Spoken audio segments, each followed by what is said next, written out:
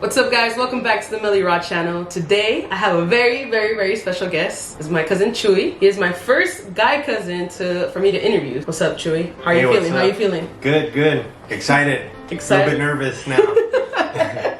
Alright, so today I'm basically going to talk about you being a father. This is the main topic. You being a father and you being the oldest sibling. That's the topic that we're going to talk about, okay? Oh, nice. Alright, so we're going to start off with what's your name, where are you from, and what do you do for a living? Well, my name's Ozaeta. I'm from Los Angeles. I work right now. I do preventative maintenance, but I would like to say my main job is just surviving.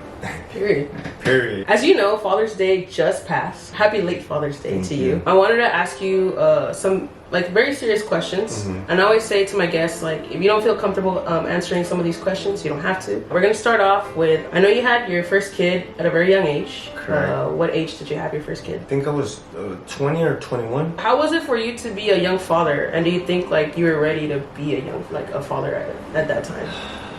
Well, now that I think about it, yes. And no, at the time I didn't know how it was gonna go, but it went and we're here. I'd say like everything else, at first, there's gonna be difficult times, there's gonna be good times. You get a little mixture of everything. So at the time I was right here in the interview nervous, but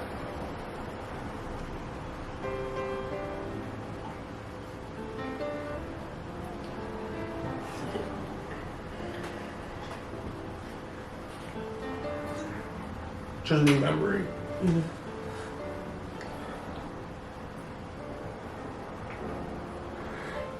It was hard because at the time I wasn't the individual that I am now. Not that I was bad or anything, it was just, making wrong decisions at the time. I had to realize that, I'm a father now and I have to, do the things that require being a father. Being so young, you also want to go ahead and do the other things that come along as being young. But yeah, it was hard. I'm here. We could finally talk about it now, It just brings tears of joy because, like I said, we're here and I think, I did my best. You did. What were you afraid of when you had your first kid? Damn. Shoot. Telling my mom, she would say that I have to be careful and this and that. I had to have a job. I had to have, a steady mind and, be responsible. And I have always been a person that doesn't look serious, but I'm serious, when I initiate things. I like to take charge, and do the things that I have to do, if that's what interests me. Other than that, if it didn't, I would have just probably never raised my son or anything like that, Just gave up on anything else, This wasn't a question that I wanted to ask you, but I want to ask you now. I know it was very hard when your kid was really young.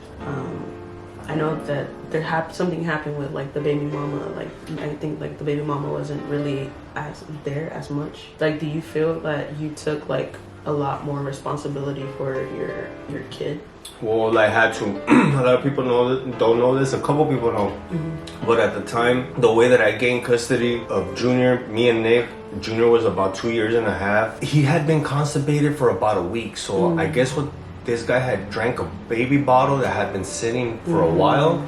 So he drank it and he couldn't go to the restroom. So she didn't know what to do. So I got him. So once I got him, I figured, I'm not just gonna take him like that. We have to put this in paperwork. Like I said, when I'm gonna do something, we gotta do it legit. So we went ahead through the court system and all that. The doctors couldn't find anything. Mi tia Margarita actually was the one del jabonzote, the one that they used to wash clothes. Yeah. She made a suppository type pill, a suppository, and I swear to God, and it pushed up the milk had turned into a brick type substance. So when he so I gained custody of him, then I used to have child support put on me. And once that happened and we went to the court system, I actually have a document, a paper, where she signed the rights over to me, at the time, because she wasn't able to perform her duties for whatever reason. Me at the time, I was wanted. I had no income whatsoever, but like I said, that was my responsibility. No one else was gonna take care of my son but me, so I had to do what I had to do,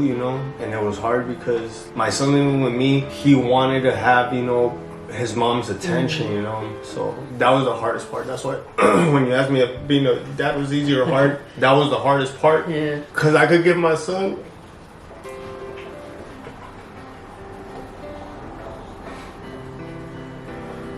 anything else except his mom's love.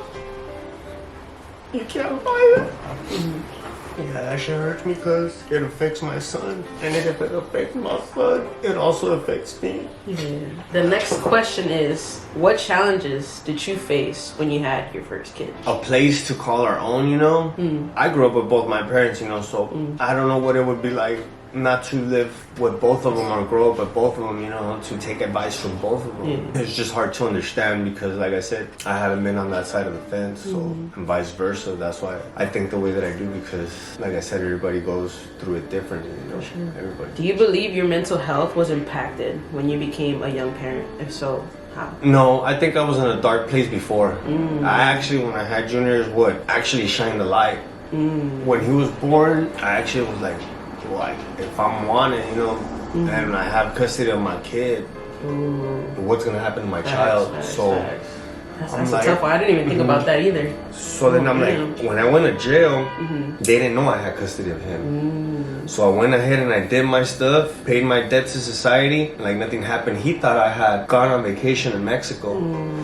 And once you quit doing something and you go through the process, you can't go back because you already know where it's going to lead you to, what you could lose, you know. You already have gained so much. If you want to lose that, go ahead, but I wouldn't advise it because for my situation, I have my kid. I don't want to lose my kid. I don't want nobody else raising them, you know, or mistreating them, or I want to make sure that he gets fed the right information, you know, just so he can survive, you know. Everybody's going to be their own individual, but I just want him, you know, to know that his support, you know, like I'm sure he knows it. Oh yeah. we just gotta, you know, make sure that he knows, you know. Facts. Do you believe that there was some goals you had to sacrifice when you became a parent? My goal actually was to be a parent. I always wanted it, you know, like my mom and my dad.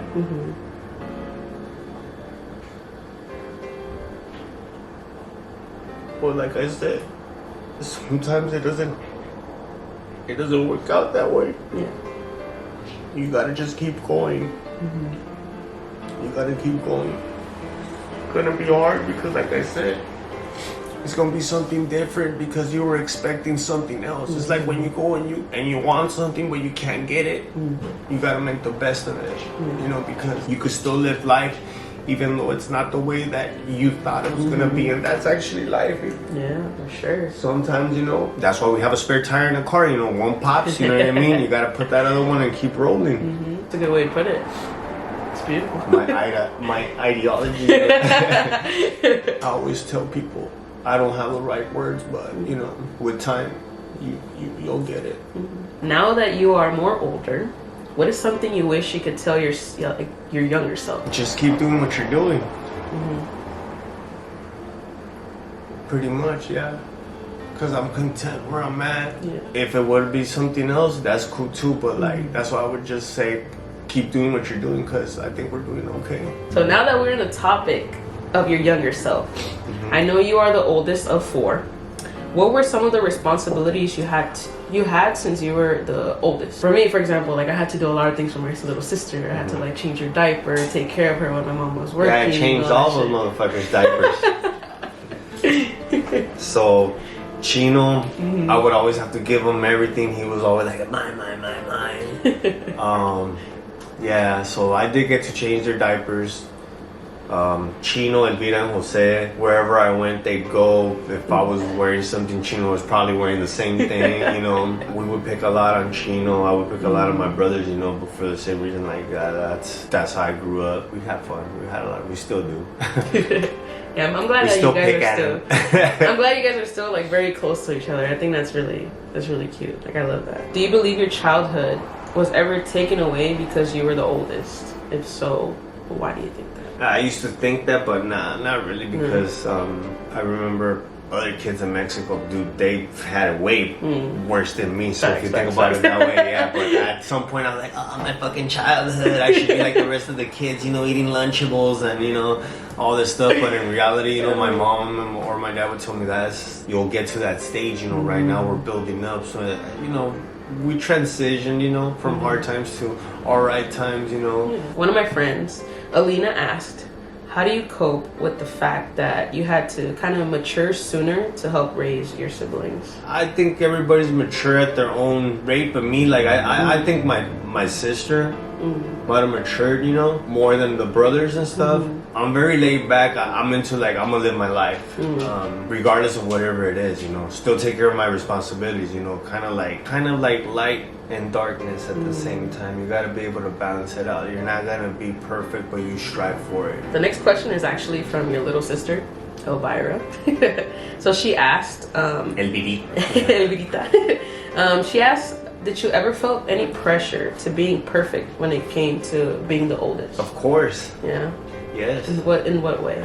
I had to do good in school so I could show my rest of my brothers, you know, behave good with my mom and my dad. But if I'm getting in trouble, you know, and constantly doing certain things, you know, and they're watching how I'm getting disciplined, you know, I think that's why they chose a different route, you know, because who would want to be getting yelled at all the time? But like I said, me, I'm gonna do what I want to do, and I'm also ready to pay for the consequences at the time, you know, because that's what we're talking about. But now, like, I think about it, and that's why, yes, I am the person that I am now, because I know they're still watching, you know.